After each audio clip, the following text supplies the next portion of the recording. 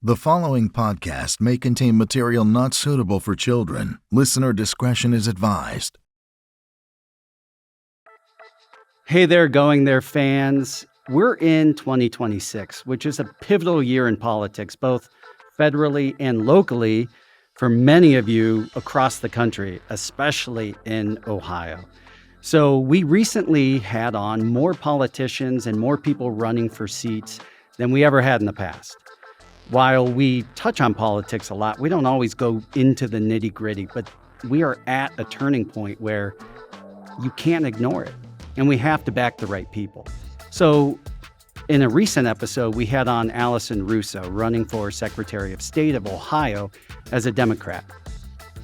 When he saw that she was on, her opponent, Bryan Hambley, said, "How dare you?" He really didn't say that. He said, "I want to be on your show too." And so we sat down, had some coffee, and talked about how we could make a show happen before the primary election, which at the time of this recording is less than 2 weeks away. So we are going to talk to the Democratic opponent for the primary, who could very well end up being Ohio's next Secretary of State. Trigger warning. Ready yourself, because now we're going there. Taboo topics are back on the table. Well, thanks for tuning in. And with no further ado, the man himself who called me out, Mr. Bryan Hambley. Thanks for joining us. Thanks for having me. I so appreciate it. All right, tell our audience who you are. My name is Bryan Hambley. I'm a leukemia doctor in Cincinnati, and I'm a candidate for Secretary of State. What is your top all-time medical TV show or movie? Scrubs. Scrubs is absolutely the most realistic, and I watched it during intern year at Case Western when my wife and I were living in Cleveland. Love it. Wow. Yeah. I was expecting ER, not Grey's Anatomy, to be honest. But most people don't even know that Grey's Anatomy is not just a TV show. Like, I don't think they realize what that's an allusion to. But I was expecting so many other things. Amazing. Do you like the new season of Scrubs? I have not watched the new season of Scrubs. When it was initially out, I thought the first 6 seasons or so was a masterpiece. Yeah. Then they hung on for a couple. That was that Seinfeld thing where he's like, I don't want it. I want to end it before we, go over the hill. And they did not. Yeah. And then they brought it back and it worked even less. And but I only watched one episode. It still had the same charm. Uh-huh. And I don't know. I won't give it a thumbs up or down. Do they have the same characters? They do. Oh, they do. Now, of course, some of them, like the chief medical. He has passed away since. And I don't know if Dr. Cox is going to be in the full series because he kind of seems to bow out, but I don't want to give anything away if you haven't watched it. Yeah. So what is your origin story? I grew up on a small family farm in southern Indiana. My mother was the head of the board of the Boys and Girls Club in our small rural county. My father was on the school board. And then they were both farmers. We would do farmers markets in Louisville.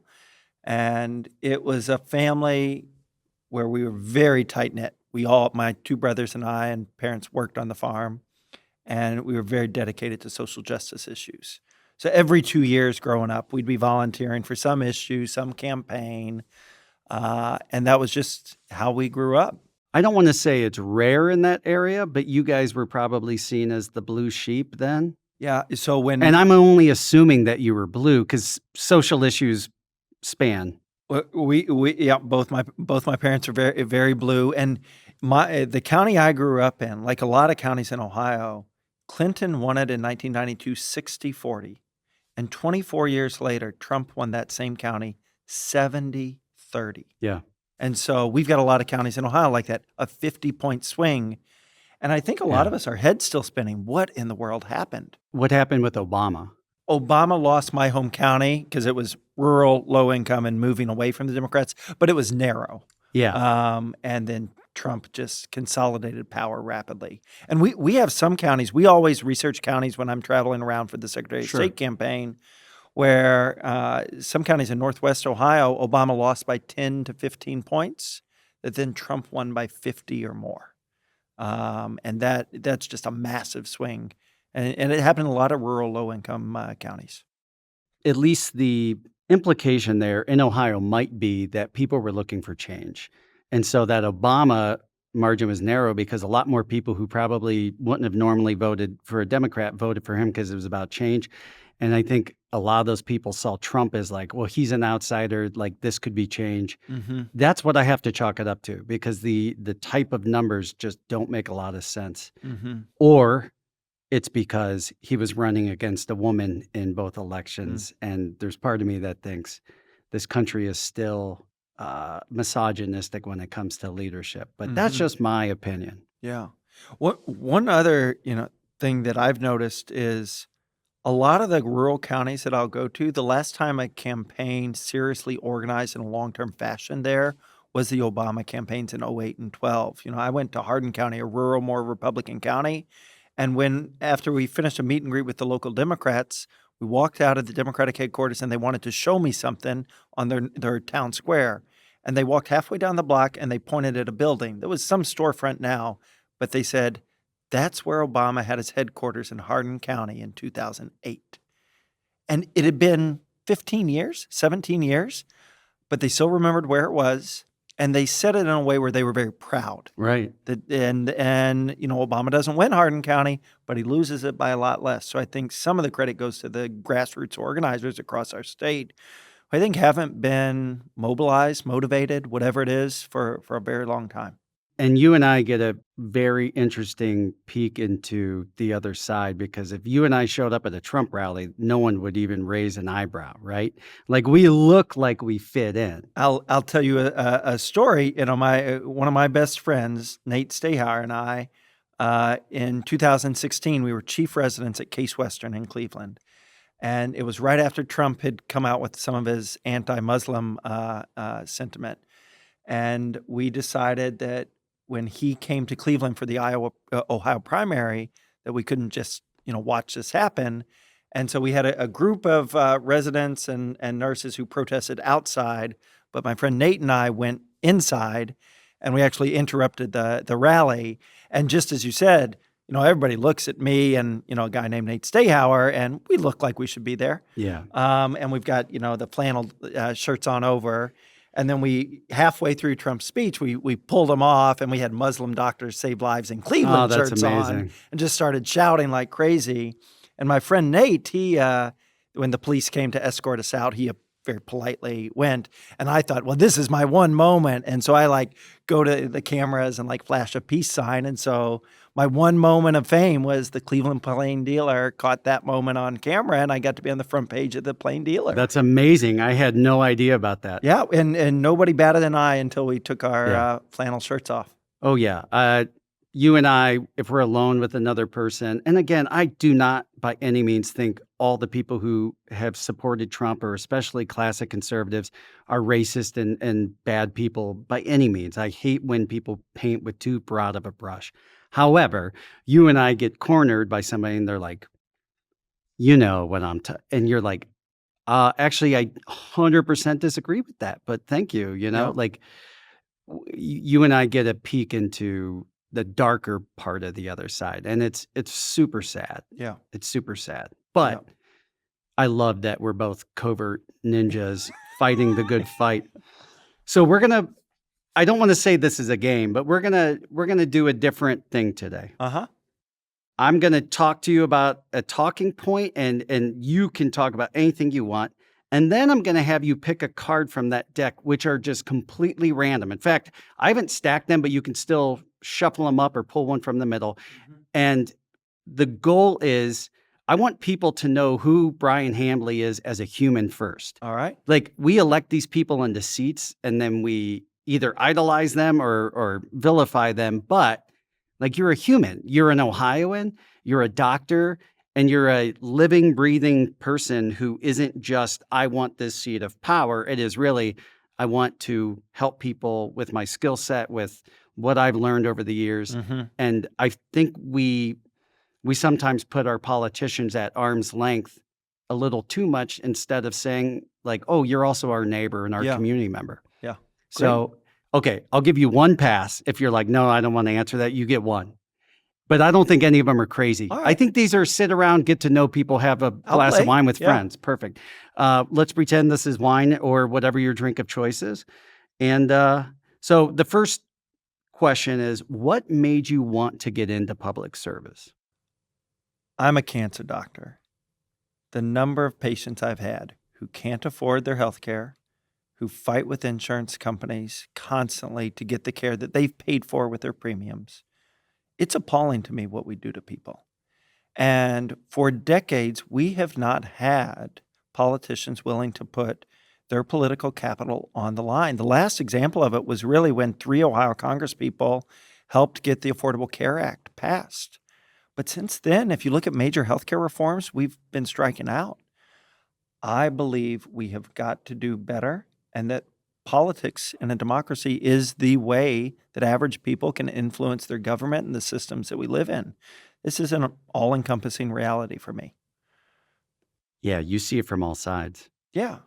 I have patients, and I'll tell you, I had a patient in the ICU who was going to pass away within days because they had a bad pneumonia and their leukemia had come back.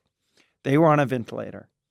The day they were bringing the kids and family in to say goodbye, this patient's wife was getting calls from the insurance company about copays, and it was constant.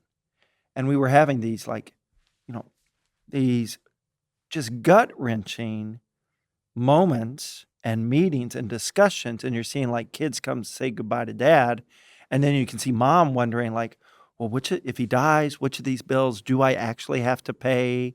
Can we get out of some of them? And the fact that we have built a system that has allowed this to happen, it's unconscionable. It is. And I think whatever you think of the downstream policy solutions, Republican, Democratic, Independent, whatever you think of what direction we should go, the status quo in American healthcare is absolutely unacceptable. And I think we need to start there, and then let's build something better. Yeah.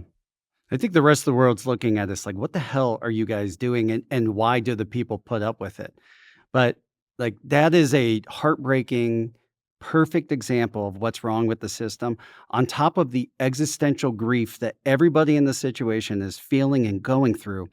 Now we still have to worry about not how do we get past this from an emotional sense, but are we going to be bankrupt or have to sell our home or something else because this person just needed treatment and they're still dying? Yeah. That's insane to me. Yeah. I was at a leukemia conference 2 or 3 years ago, and a German leukemia doctor and I were talking about the differences in the healthcare systems. And I described how in America you'd have a deductible, a copay. After diagnosis, we'd come up with a treatment plan. We'd submit it to insurance. Insurance might deny it, might approve it. They give you the McDonald's scratch off. You might get $5 off your treatment for that week. Right, That's yeah. about... And I got to the end of this description of what the initial leukemia story would be like for an American patient in our system. And I'll never forget, he turned to me and in this German accented English, he said, "Why would you do it like that?" And whenever I think of our healthcare system, I just think of his voice. Why would you do it like that? Yeah. We could spend 12 episodes just talking about that and still never even get to like the root of it. So greed, it's all greed. Yeah. But that's why it's great to have people who get into those seats who actually understand and have a heart and are empathetic. I mean, that's the missing part sometimes too. They understand. They're happy with it. All right. Are you ready? Pick a card. All right. I'll go top. Is there a difference between loving someone and being in love with someone? Holy moly. Wow. Oh. That's a good starter one. Yeah. Your wife is watching and listening right now. Yeah. Well, of course, that's who I'm thinking of. I have spent the last year and a half on the road around Ohio, so I don't think that's true love if she's... we've been married 18 years this June. Wow. And I don't think there's any time I've ever been away as much as I have the last year and a half campaigning across this state. Difference between loving someone and being in love with someone. The way I read the question is, loving someone might be those little acts that add up to a full expression of love, and that any one of them might seem meaningless, but in totality, they are, rise up to love. And what I mean by that is, a hallmark of a good marriage is where you're listening to the other person and that you're never condescending to them.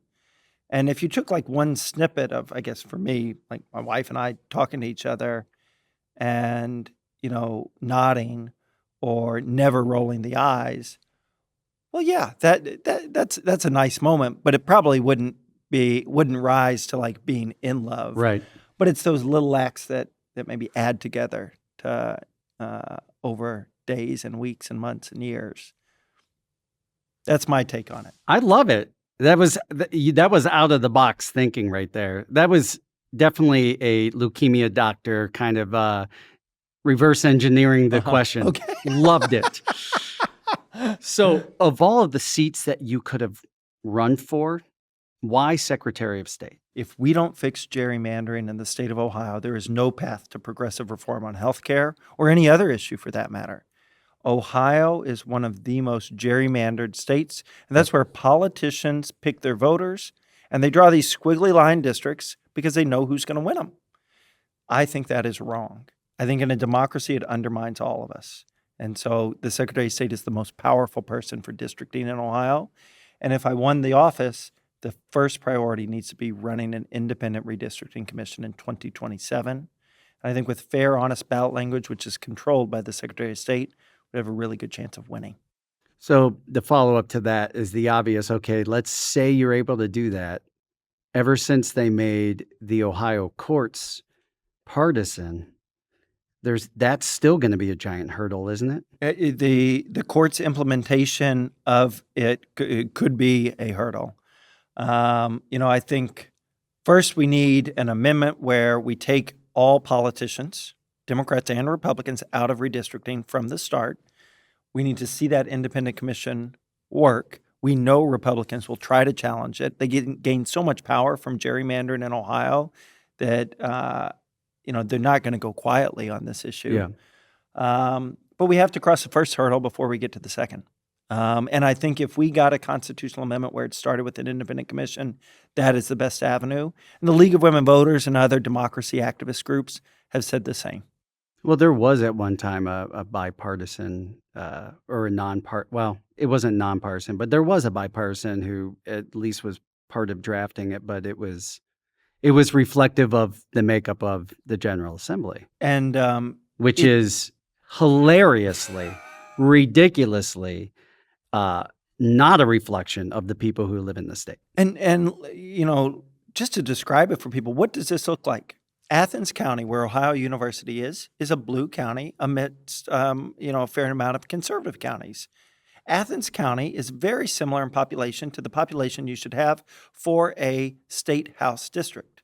And it used to be that Athens County had one state house district that had all of Athens County and a little bit of some surrounding counties, and it was a Democratic district. Republicans didn't like that Athens County had a Democrat representing them. And so what did? They split Athens County in two, lumped them in with large swaths of Republican areas. So instead of having one Democratic representative from Athens, we now have two Republicans, each of whom represent half of Athens. More than the parties that won or lost or the politicians that won or lost, if you live in Athens County, you lost. Yeah. Like you lost the ability to impact your politicians and have them listen to you. Yeah. All right. Time to pick another card. All right. Oh, you're just going to go straight down the line. You do. I'm going to try that one more time. You do you. Yeah. If you had a warning label, what would it say? Passionate and known for overworking. I work too hard. I'm too good looking. I'm just too smart. Yeah. If your wife so it needs to be like if your wife were to answer this question about you, it doesn't have to be negative. Yeah, yeah, I can get tunnel vision. Yeah, when I am working on a problem, like I can get tunnel vision and be oblivious to like what is going on in the periphery. Yeah, I get that. Prone to tunnel vision. passion and dedication are great, but yeah, it's a double-edged sword for sure. There can be a tipping point. As somebody who other people have complained about that, past partners, I will say totally get that. Although my warning would be way worse than that. That would be the bottom weenie words of, Okay. For me, it'd be huge smart ass. So what are the biggest issues, other than gerrymandering, since we touched on that you see Ohioans are facing right now that need corrected? We need it to be easy and fair for every Ohio citizen to vote. And so what does that look like for the average person? I think you should never have a line that's more than 20 minutes to vote. I think you should never have to drive more than 20 minutes to drop off a ballot, especially if your county wants to have a second drop box because it's a larger county. That should be allowed. It should be easy to register to vote. Yeah. There are states who do this a lot better than Ohio. In Ohio, we have some of the lower voter participation rates in the country, and that's by design. We make it harder to register. We make it harder to vote. We need to flip that script.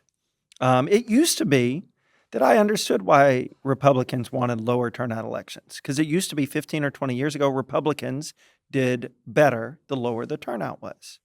That's actually, for a lot of problems in my party, not the case anymore. Republicans do just fine in high turnout elections.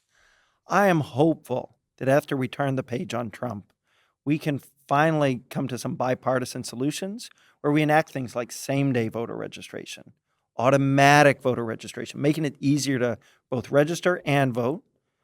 And imagine somebody, you're 19 years old, you didn't register when you were 18, but then you hear some candidate for county commissioner, school board, whatever it is that you're passionate about.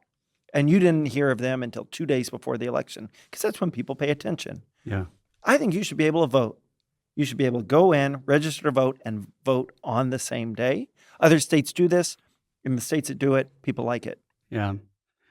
A lot of people's political ideology and the way they view social issues, when you really start asking more questions, they come to kind of that logical conundrum where they're like, well, I guess that, because I'm going, who should be ineligible? They're like, well, like violent criminals. I'm like, okay.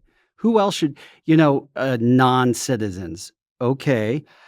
But what does that actually look? So you start boiling it down and it's like, why shouldn't this person who's homeless be able to vote? Why shouldn't this, are we back to you have to be a property owner? Take away the women's right to vote? Like, what is your actual logic behind it? But to their credit, you hear it enough, and the other party is wonderful at redundancy and repetition and pounding that into your head. Mm-hmm. And so they're like, no, this equals bad. No, it's still, the country isn't a piece of land. It is a group of people, and the people's will needs to be what gets enacted. Yep. And we've lost that notion in so many ways. Absolutely the case. Yeah. Yeah. One thing I'll add, though, is, whether you're a Democrat, Independent, or Republican, one of the facts of the last decade of our politics is Republicans have been good at messaging on values because they'll repeat the same thing, whether it's true or not. They'll repeat the same thing over and over again, and they don't get caught in some of the policy details, which would, of course, in my view, trip them up. One flaw, as I've traveled around and met a lot of Democratic candidates for a variety of offices, is that, boy, we only want to talk about the policy details and like the 14-point plan for everything.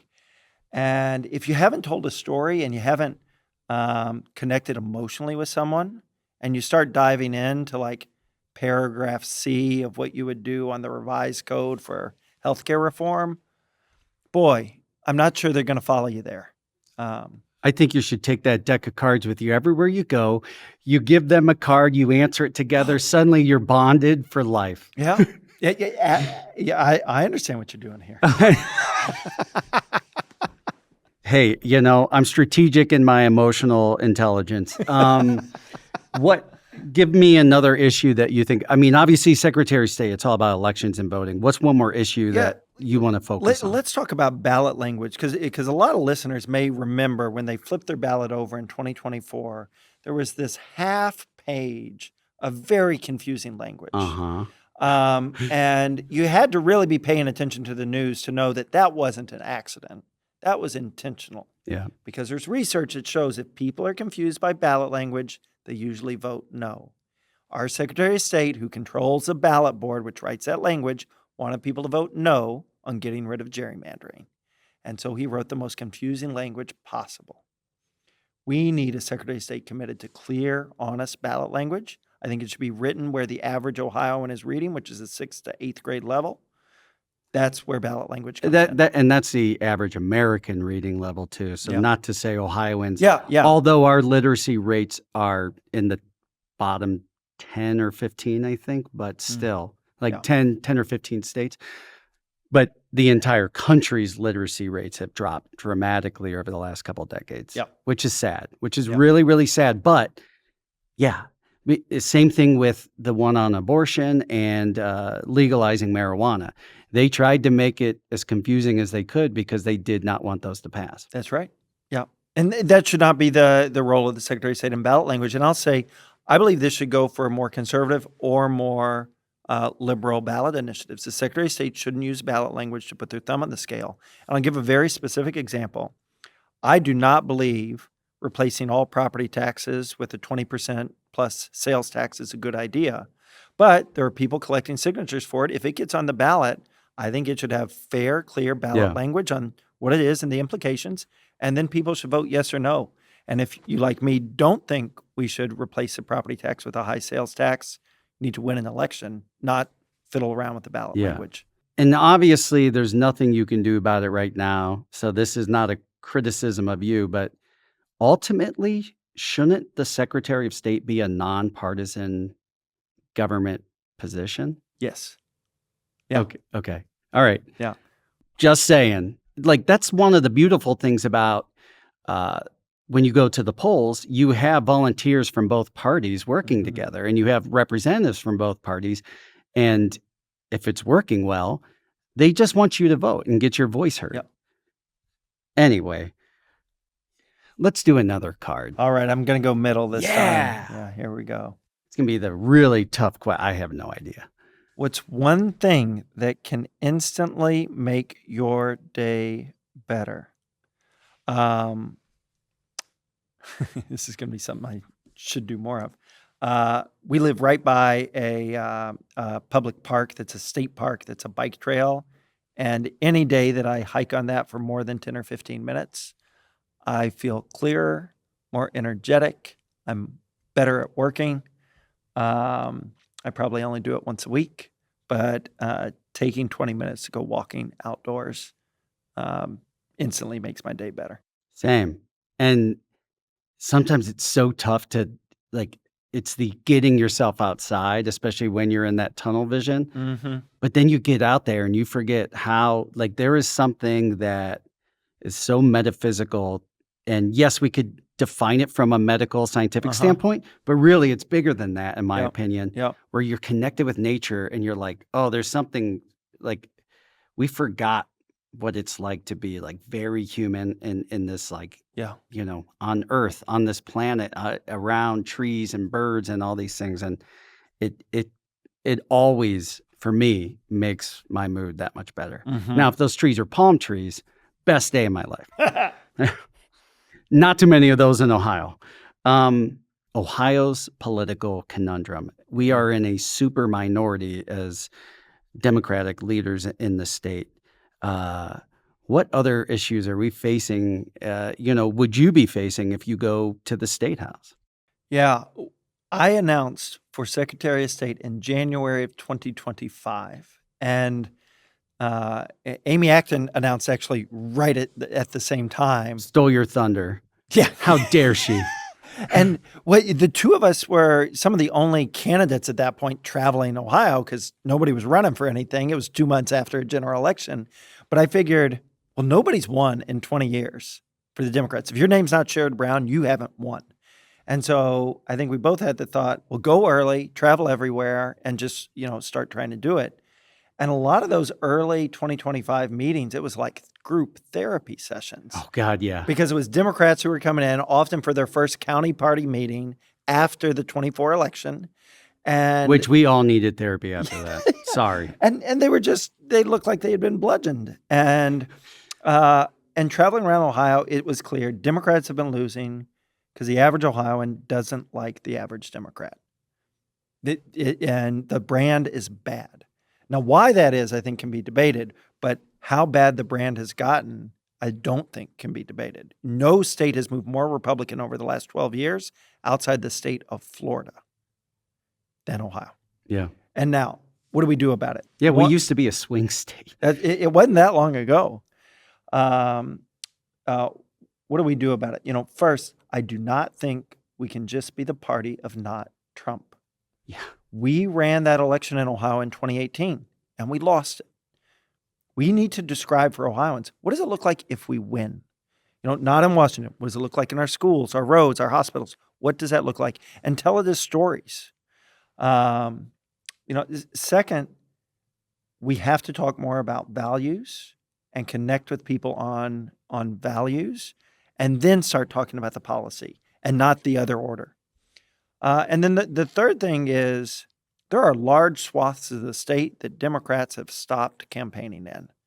And the math of Ohio is such that you cannot lose 50 of our 88 counties by 50 points and win. There's just too many people that live in some of those 50 counties to make them up in a small number of urban counties. We have got to be more competitive across the state. And I think if you travel places, you also hear stories and you internalize what people care about a lot better than if you spend all your time in small Democratic enclaves. Yeah. I mean, I spend a lot of time in Democratic house parties and Sure. heavily Democratic areas, but adding in the other areas, I think, is essential for statewide candidates. Yeah. That's my take on it. No, I think you're exactly right. And obviously, like the most visual of that has been happening with Amy Acton's campaign, and she is going everywhere. And the thing is, there are people who are probably as red as can be who still support her because of that. Yep. Because it's like, this isn't about party. In multiple polls now, she gets more than 10% of Trump 2024 voters. That's huge. Who plan to vote for her in the fall of 2026. Yeah. And if she lands that, she's going to be the next governor of Ohio. Yeah. Well, sir, you want to pick another card? Mm-hmm. I hope we get something spicy here. You still get a pass, though. Do you believe everyone has a soulmate? Oh, wow. Yeah. This question came up recently in a group conversation with my friends. Huh. So, and you can tell who's the most cynical and who's been divorced the most times with the answer. I do. I met, so I come from a rural county. My wife comes from a rural county, and we both got the same scholarship that was, mostly rural kids going to college. And so we met at freshman chemistry at the University of Notre Dame, and we both had the same idea. We were from small rural schools that didn't send a lot of kids to Notre Dame, and we were very worried that we wouldn't do well. And so we sat right up front, and so we felt like we had to pay attention. You found your chemistry in chemistry. That's right. Yeah, it's really... you guys are a fairy tale story. We didn't start dating till junior year, but our friends, of course, said, well, Bryan and Jana should definitely get together. And I told my best friend at that time, the night before I asked Jana out, if she says yes, I think I'm going to marry her. And that's exactly what happened. So yes, I believe everyone has a soulmate. Yeah. So what are the rest of us doing so wrong? I'm kidding. Just got to take that chemistry class. Okay, so I would say the only thing that I've heard in criticism of you at this point in the campaign was just, is he qualified, the lack of experience in the public arena in that sense. What do you say to that? Yeah. If what you want in any public servant is whoever's been in political office the very longest, you're going to have a long line of Republicans to choose from. The whole point of experience is, does it inform what you would do and how you would do it? My experience, I joined the University of Cincinnati, the public hospital, as a leukemia and bone marrow transplant doctor in 2020. And when I joined, I was the only bone marrow transplant doctor for adults at the University of Cincinnati, and we were the worst program in the nation. And a consultant had come and written a report saying that we should just shut the program down. It was that bad. And we knew some of our patients would be okay getting to the Cleveland Clinic up here, getting to Ohio State, but we'd be leaving a lot of people behind. So we didn't shut it down, gathered a team, nurses, nurse practitioners, social workers. Over the last 6.5 years, we've gone from the worst to now we are in the top 10% for bone marrow transplant patient survival. And I get a lot of the credit for it, but I also know this is a huge organization we built. It's about $250 million a year. It's about 500 employees. It's the nurses who didn't leave when it was no fun working there. The social workers who never let insurance companies deny the right chemo for a patient. And so I've learned a lot. I've learned how to build teams with a long-term vision, not a short-term vision. I've learned, how to develop an underdog mentality that's about the ambition of a group rather than the ambition of a single person. And I've learned a lot about work ethic and how you can apply pressure over long periods of time to change systems.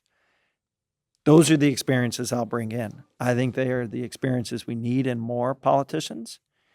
And then, of course, my experience in healthcare has brought me up close with one of the defining issues that America has not fixed. Amen. So, follow-up question to that, and maybe your answer hasn't changed. Why are you the best choice? There's usually two answers. I'll say three, though. First, I didn't decide to run for Secretary of State to run against Representative Russo or anyone else. I decided to run because I thought gerrymandering was an upstream cancer in our democracy. I decided to continue running even as other candidates joined the race on the Republican and Democratic side, because I believe I would be the best at implementing those changes. Second, I disagree with Representative Russo on gerrymandering. I think voting, as she decided to do in 2023 with Republicans for gerrymandered maps, was a mistake. League of Women Voters thinks it was a mistake too. I also happen to believe that corporate money in our politics since Citizens United has gotten far too much power. And, the Secretary of State's office in Ohio is in charge of campaign finance violation investigations. I think if you're in charge of campaign finance, you shouldn't take corporate PAC money. And every other candidate, Democrat and Republican, has not made that commitment. I'm the only one who has.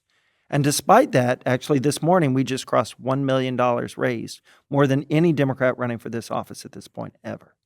So I think we have shown that we can raise money without taking corporate PAC money. I should have asked her this question, and I asked you offline. I really hope that whatever the primary ends with, that there's unity afterwards, and the also ran backs the winner. I will commit right now that I will endorse Representative Russo if she wins the primary. I think she has been an excellent state representative, and I think she would make a much better Secretary of State than either of the Republicans that are running. And let me add one more thing to put a finer point on that. There's a TV program a couple of weeks ago that interviewed all four of us, both Democrats and both Republicans running for Secretary of State. And Representative Russo and I have, serious disagreements on some policy issues. But they ask all four of us, who won the 2020 election? Neither Republican running to be Ohio's chief democracy officer would say Joe Biden won the 2020 election. Did they dance around it? How'd they answer? The jury's still out, even though the jury's all set. And one of them essentially said that, well, there's a lot of doubt about that, and because of the doubt, I can't answer. And the reporter was pressing the candidate saying, of course you can answer. You want to be in charge of our democracy. You are the one that would be part of certifying these elections. That's horrifying. So the low-hanging fruit was there. They just didn't pick it. Well, that's a very scary point. Look, what's fair is fair. Whoever wins, wins. Even if you're upset with the results, that's what democracy is. And the fact that these people can't even answer that, we're living in a dystopian future. It's just... Why don't you pick a card? Let's see what the next one says. Yeah, these have been fun. Yeah, I'll go middle pile again.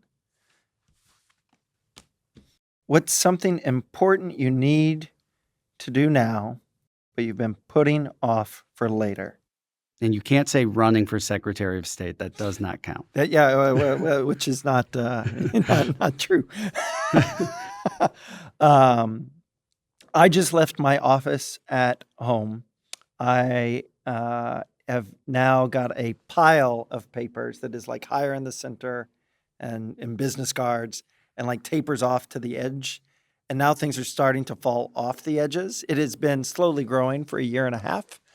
Right after May 5th, the primary, I need to organize my office.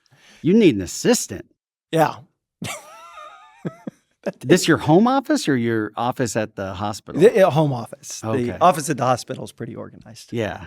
I was going to say, well, doctors actually, sometimes the most brilliant people are the most disorganized. So who knows? Who knows? So you had mentioned Alison Russo's voting with Republicans for the map. The way she would explain it, of course, is that it was the lesser of two evils with the choice of playing the game and being diplomatic.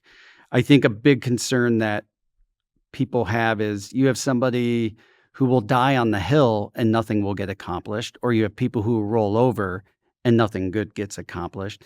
How do you see yourself managing being able to juggle those balls, keep them in the air, and still make progress? Yeah.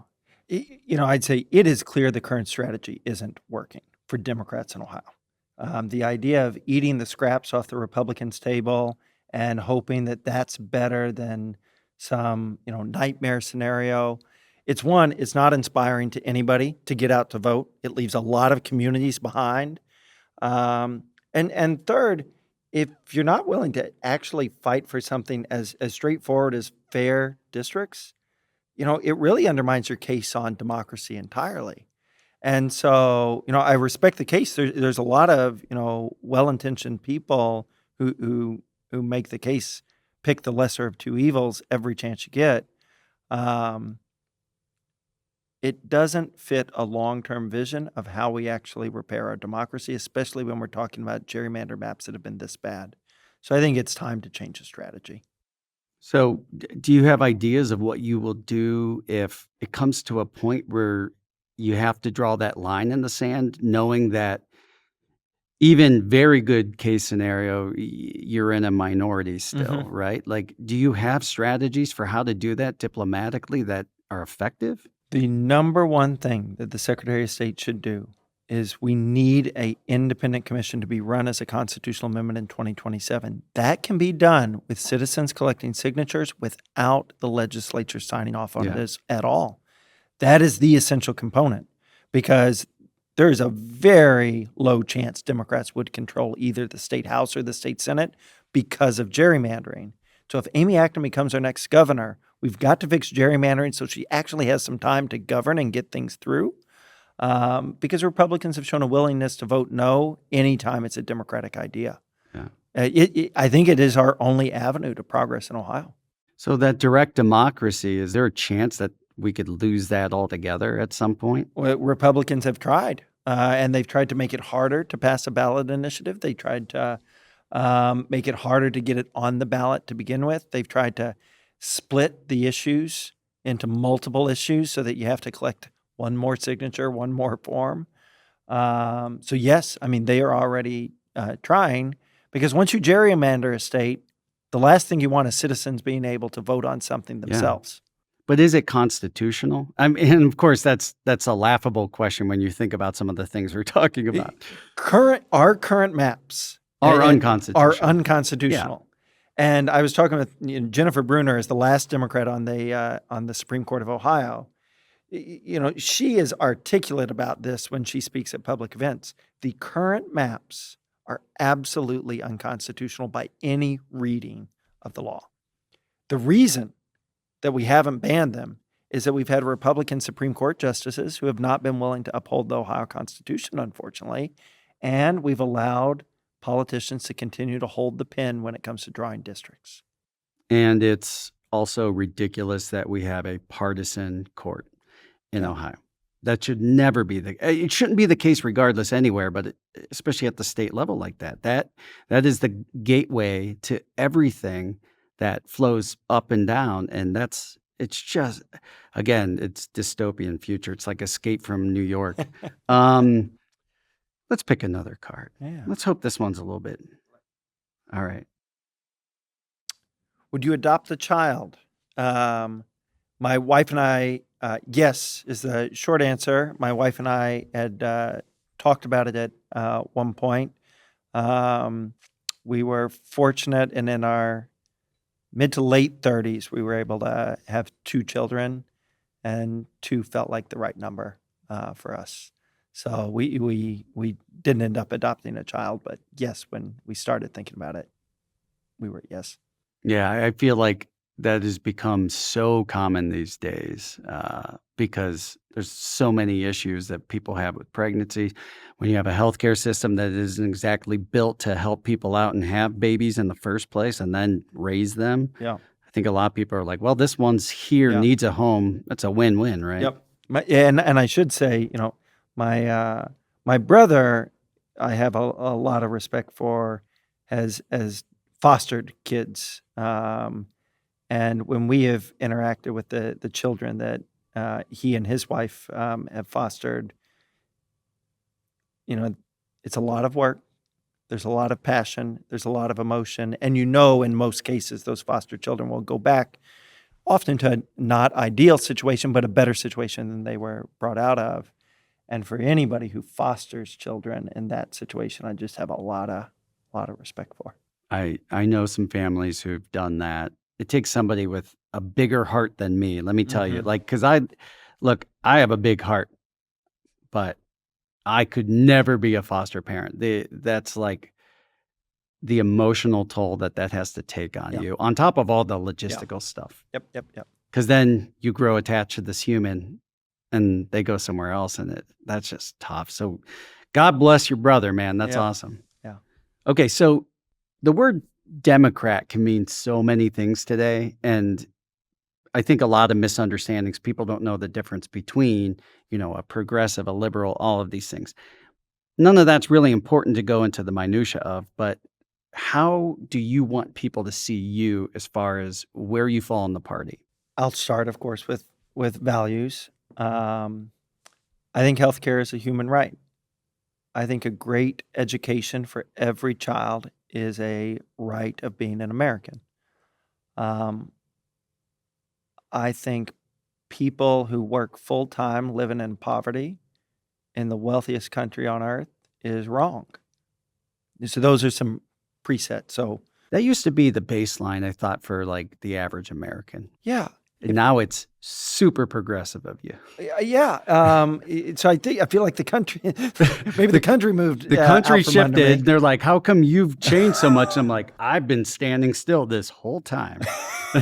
So what does this look like? One, I think healthcare should be universal, simple, and affordable. People have said that makes me a progressive, and if so, I'll wear that label proudly. Public schools, Ohio has made the strange decision to spend about $1 billion on private schools, which largely are educating kids who are, doctors' kids, lawyers' kids, high income Ohioans, where instead of paying $30,000, they get an $8,000 voucher, so they pay $22,000 or $14,000 for the kids' education. I think most people listening to this know the doctors, the lawyers, the high income earners, they were doing fine sending their kids to private school before vouchers. Yeah. And what did we do? 9 kids out of 10 in Ohio go to a public school.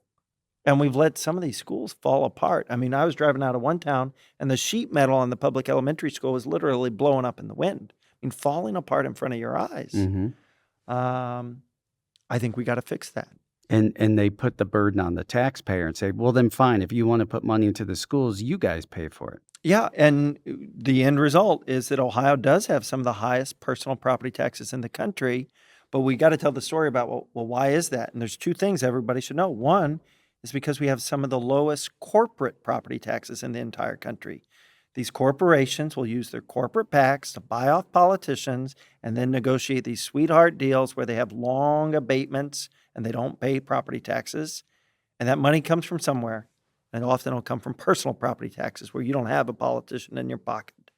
The second thing is that just last year, we made the decision on the highest income Ohioans to reduce the top income tax from 3.7 to 3%. That's a group that was doing fine before. They didn't need a tax cut. We needed reform in other parts of our tax system instead. Yeah. You tell me, does that make me a progressive? In today's standards, you might as well be the most leftist nut job in the world. The only way to get through to people is have these human conversations where you really don't talk about the policy. You just talk about what's important, what values do you have. And if you really talk to most Ohioans, and I truly believe this, their values are like, yeah, you should care about your neighbors. Yeah. But when this group, whatever that group is, has been vilified by propaganda and by, the pundits, and it's like, yeah, but them, and it's like, have you met these people? Mm-hmm. If you met them, I think you'd still see them as your neighbor. I agree with that. And I'll say, I've had plenty of, more conservative Democrats who have said, oh, you can't say this, you can't say that. You're in Ohio. You got to remember you're in Ohio. Boy, I think more than the policy, the authenticity matters. Yeah. And a lot of people watch politicians and they think they're listening to some Madison Avenue advertising agency, talking points. Yeah.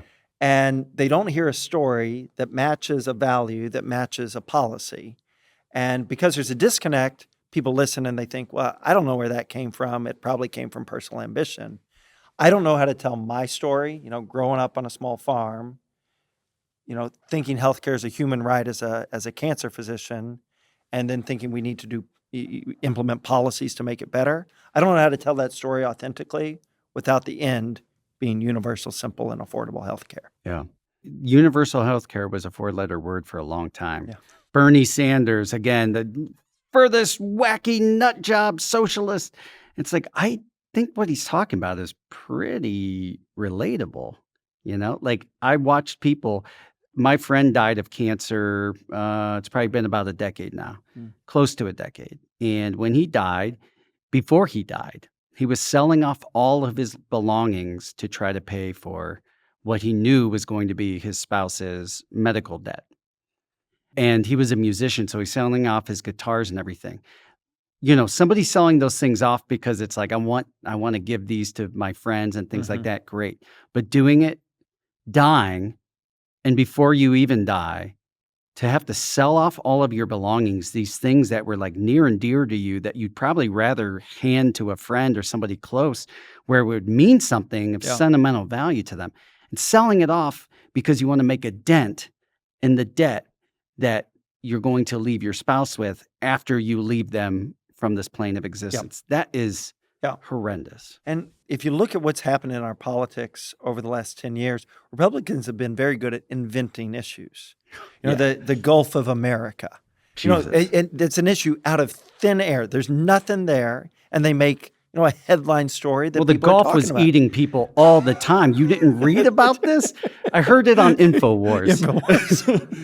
So they're very good at manufacturing issues. And then J.D. Vance in 2024 gave the convention speech as a vice presidential candidate. And he talked about, all the white working class issues you'd expect. He talked about trade. He talked about immigration. He talked about where his parents were from. One issue he didn't say a word about was healthcare. Another, public schools. And so, boy, if they have to manufacture issues, and we have 2 issues that affect every family in the entire country, that is a gap we can fill. It is an area we can flank them. We need a message. We need it to be authentic. And we need a vision for how does it get better for everybody. But I think it is a political opportunity in waiting, and Democrats ignore those 2 issues at their own peril. I agree. And this isn't an issue that any politician or any party can fix. But we know people who are working against it and they need out, which is the division, because I do think most people would say, yeah, I want that for everyone. but it's because the others, the scary boogeyman, the others, that's what's stopping it. It's, yeah, I might be shooting myself in the foot, but I'm not going to give this other group access to these things. What that that is the most un-American thinking that you could possibly have. I Yeah. cannot wrap my head around, like when Biden was trying to cancel student loan debt. People around me were like, Matt, you paid out of pocket and paid off all of your student loans. Do you really want other people doing it for free? I'm like, yeah. How is that a negative on me? Yeah. It's like, oh no, I'm mad at them because they got something I didn't. Like Mhm. there's a reason they need relief and my generation didn't. Yeah. They're in a much, Yeah. they're not buying houses. They are not buying new cars. They are living moment to moment and seeing jobs as like these things they do on the side because they realize time's more important. God bless them. They're right. What kind of zero-sum thing is like, well, if these people are getting free stuff, then I'm not and I lose. Yeah. Yeah. That division's got to go away. Yeah. I love Steinbeck. He's one of my favorite writers. He wrote a lot of good ones, but Cannery Row is one. It talks about loneliness a lot. And boy, reading it with the current loneliness crisis in the United States, it's a really, it's a phenomenal read because he's writing it 80 years ago and describing a lot of the emotional things that Americans, I think, are going through right now. Yeah, you're right. We don't talk about that enough. I do on the show a lot. It's the isolation. It's what COVID, the pandemic exacerbated in our society. Social media just set ablaze. We are isolated and we're sad and we're depressed and we're lonely. And some people are being introspective and going, maybe I can fix me. And other people are going, maybe my problem is somebody else. And there's way too much of that going on. And that is not a partisan thing. That is both sides, people who vote blue and red and everything in between. There's just this isolation that is, as humans, we're not meant to be in silo. We're meant to be amongst each other. And the more we can be, the less there is that infighting. It's like, oh, I respect you. You and I are more similar than I would have thought. Yeah. So it's up to you. You have to fix it all. The whole thing. Yeah. Let's do another card. All right. Since we've been talking about, far left, middle, I'll go far right. What's your favorite type of McDonald's burger? No. What song is the background music to your life right now? Mighty Mighty Bosstones, Knock on Wood, because I am a first-time candidate running statewide in Ohio. I am the underdog probably in the primary. I'm the underdog in the general election. And so, Knock on Wood. Yeah. And I think the song's title is actually Impression That I Get. But yeah. Look, you and I are of the same generation. That used to blast in the speakers in my Honda Civic back in high school. So believe me, I remember that song. Did you have the woofers that Oh would God, really no, I make was it... poor. But I loved, when ska made its comeback in the 90s with Real Big Fish and Mighty Mighty Bosstones and what was the other, the Zoot Suit Ride Guys. Like all that. That was all that ska era. Yeah. That's a good song. I still like it. It holds up. Our current secretary, Frank LaRose, how would you grade his performance as Secretary of State? D. Oh, wow. That's being actually generous. Well, you got to leave room for worsening. Okay. So let me say one thing. There are things I would change about the business services side of the Secretary of State. But when I ask small business owners, overall, how does it work? Mostly works pretty well. There's not a ton of suggestions on improvement. So I think there are little things we do different, but overall, there's some parts of the office that have worked relatively well. I think it is much more important what you do with districts, what you do with ballot language, what you do with the ability of every Ohioan to vote. And so he loses a lot of points on all three of those. Yeah. Oh, he's played the party line through and through. And like I said, when Trump asked for voter registrations, I believe he gave the Ohio voter registries over to the Trump admin. Including the last four digits of every Ohioan Social Security number. Wonderful. Or every Ohio voter's Social Security number. And if they see you voted blue, expect them at your door one of these days. The Trump Department of Justice is not going to be using this to improve ease of voting. No. Yeah. The now hopefully will stay famous interview where he's like saying, you should not be allowed to vote early by mail. And they're like, sir, didn't you just vote early by mail? He's like, yeah, well, I couldn't be down. I'm the president. I think rightfully so. A lot of the Republicans in our state and in the Capitol believe that we are accountable to them as opposed to the other way around. Yeah. You're just one of us who we say we trust you to make our decisions when we tell you what they are. And instead it's no. You are the peasants. We are the royal court. And Ohio is that through and through. Yeah. It's just, again, I'm being sad and scary. Give me some hope. I was going into Marietta a few weeks ago. And in Marietta, a rural town on the Ohio River, you go into town and you start seeing yard signs that say no injection wells. And they're everywhere in Marietta if you drive into town. And it's a more Republican town. And so the number of yard signs, it's not all Democrats. It's, people of both parties have these signs up. Giant Trump self-built signs down in Marietta. Yeah. And so I asked a friend in Marietta, well, what's an injection well? I didn't know any of the details. And it's where the fracking wastewater that's this highly polluted water can get re-injected into these wells at very high pressures. You got to dispose of the wastewater some way, but the problem with the pressures is it can actually get into the groundwater. And that's exactly what's happened in and around Marietta, is that with these injection wells, the groundwater is now polluted.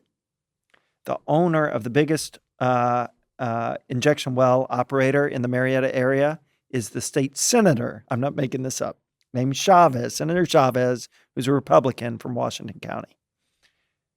The Republican head of council in Marietta spoke out against this and said that there should not be injection wells around Marietta.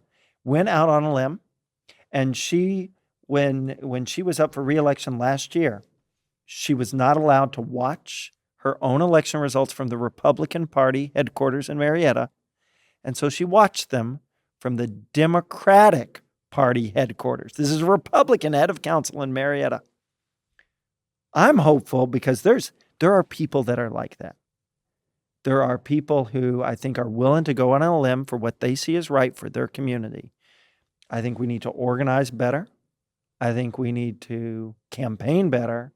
But I absolutely think if we pull on the better angels of the Ohio people, we can win an election in 26. And that gives me a lot of hope. And we're seeing people cross the aisle, people who you would never imagine in a million years, but they're like, look, I'm not a Democrat, but I agree with them on this. And if we can't come together, you're not seeing it go the other way around. So you're right. There is a lot of hope, both locally and federally. We're going to do one more card, one more question, and wrap up. Straight up the middle. If you could change any law, what would it be? I would love us to have a national popular vote that decided the presidency rather than an electoral college. And that would require changing the Constitution. But I took the card to give me a broad swath of what I could change. I mean, that's the most political thing that it could have been. It still fits in with everything we're talking about, so it's perfect. Yeah. Wouldn't that be something if the people elected the president? That's wild. You pinko commie. Okay. So why is it so important that you are the candidate who refuses to take any corporate PAC money? Corporate PACs are sophisticated players. They do not give money because they feel good about somebody. They give money because they want something. I believe we shouldn't have any corporate PAC money in our politics, but a first step needs to be if you're in charge of campaign finance, you shouldn't take it. I've been told that it's just how the game is played. It's the only way you can raise enough money. I think we have shown in our campaign through more than $1 million of grassroots fundraising, you don't have to play by those rules. It's a lot of work, but it can be done. and it allows you the independence to really be a voice for all Ohioans. That's why I think it's important. What happens when the people who do take it, their comeback is usually something to the effect of, but a lot of those corporate PACs are a few dollars from this guy and this guy and this guy and this guy. Like, it's not actually. Well, most of these companies are controlled by a handful of extraordinarily wealthy people who are directing that money. And they are directing it above what they could donate in and of themselves. And they're directing it with levers to push. They'll donate to Republicans and Democrats because they want to be able to push the levers no matter who wins. That's what's wrong about it. We need to have a democracy where citizens are the driving force of what our politicians do, and where government is where we do together the things that we can't do alone. And I think corporate PAC money is, that's a barrier to that. Would you have died on that hill if you weren't able to raise $1 million outside of it? Yeah. Well, I mean, it's easy to say yes to that because there's no risk in it, but so I know that's we said early on that Yeah. we wouldn't take any, and you would have looked like a real fool had you suddenly walked that back. And what I hope I meet with a lot of state house, congressional, state Senate candidates as I'm going around, and we talk about this issue. And what I hope they're seeing is that, we've done 365 events, almost all of them house parties, probably 300 house parties. And it's a lot of work. But if at each house party, 30 people come and 5 of them donate 50 or $100, it starts to add up. But so if you have the work ethic, I hope that state house, Senate, congressional candidates are seeing that, yes, you can do it. And boy, I don't have to run our team's policies by anybody. There's no calls that we need to make. And we have that freedom to decide what we think is right whenever we're going to talk about an issue. And so there's no corporate bosses that need to be informed. Boy, that's freedom that's worth its weight in gold. That's supposed to be what democracy is about, is no matter how rich somebody is, they get one vote, just like me, just like this guy over here who's living on the streets because he's registered. He's still a citizen. It's how it's supposed to work. Yep. It's just really sad. You and Bezos have the same power one day a year. In theory. Anything else that you haven't been able to say or share that you'd like to before we wrap up? There is no replacement for in-person conversations. If you think you want to enter the political space or any really social justice or social improvement space, you have to talk to people.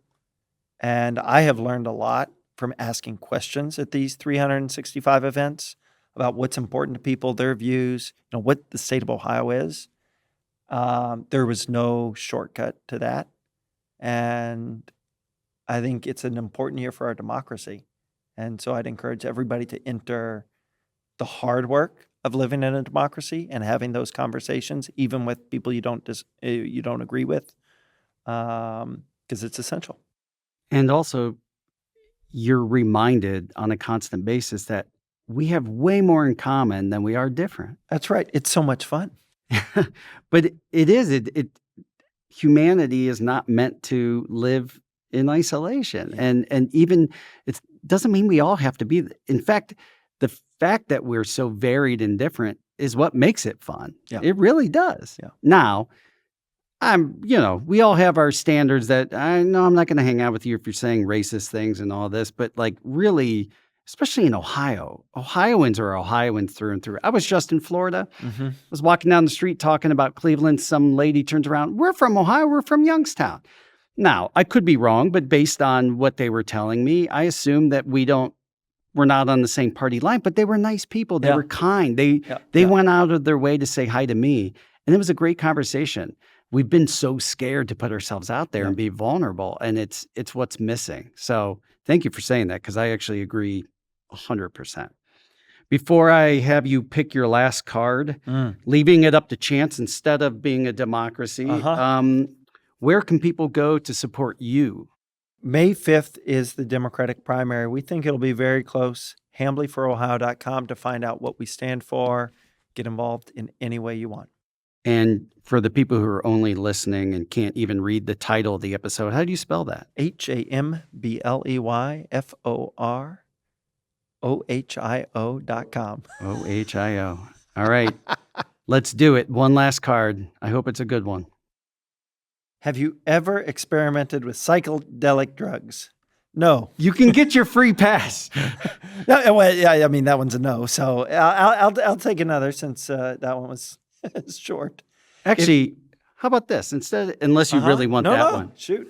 What are your thoughts as a medical professional on people using some of the psychotropic drugs for PTSD treatment? The VA has tried to do some studies on this. I think the jury's out on whether it will work long-term medically. I do think that well-controlled clinical trials should be funded when some of the PTSD docs at the VA or other healthcare systems think it useful. It's been a mixed bag of data so far, is my understanding from the trials that have come out. Sure. Well, Harvard did that study just a few years ago now, right? Where they did some of that and they released the data, and I'm not saying it seemed to be across the board, but it was a positive look at the effects. And I've talked to actually a couple of palliative care doctors who were talking about end of life usage of that to try to, break down walls and go through, regrets and let people go out with a clear mind. I don't know that changes your answer just because I offered more information, but no, I should say that I'm not an expert medically in the use of them, and so I have just a peripheral knowledge, especially in terms of PTSD. But I'm boarded also in critical care medicine. We'll often have cancer patients near the end of their life in the ICU, and one of the sedatives that didn't used to be used frequently for people on ventilators is now ketamine. And some of the toxicities of ketamine are lower than the toxicities of high dose benzos or narcotics. I'm getting really into the medical weeds with this. Pun intended. Yeah. No, but that's what I love about talking to doctors and scientists is like, it is about the data, and that gets lost in so many of our conversations in current modern America where emotion is driving that train down the tracks for policy, for everything. But it's like, but what does the data say? Like, I love that you didn't have a strong answer because the data has not proven strong yes or no. Anything else? No, this has just been great. I appreciate, listen, I very much appreciate you took time out, a man driving all around the state nonstop to sit down and have coffee with me one day for an hour. And I'm like, I'm a nobody. Thank you. And then you're like, I want to be on your show.